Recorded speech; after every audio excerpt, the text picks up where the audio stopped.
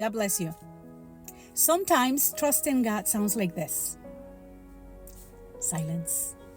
In my 60 seconds today, I want to talk about that silence. The silence that makes us go crazy. That silence that make us sometimes be in despair. God is in the midst of the silence. God is in the midst of what's happening. You may think that He is silent, but in the reality is that He is there. He is present and He is working on your behalf. He is working for the best interest of yours. He is working on your favor. Do not get desperate.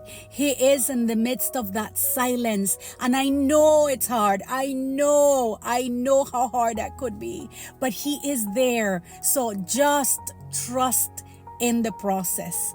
Trust that He is with you. Trust that He will never leave you because He already began the good work in you. Trust that He is in the midst of that situation. Trust that He is working on your behalf. God bless you.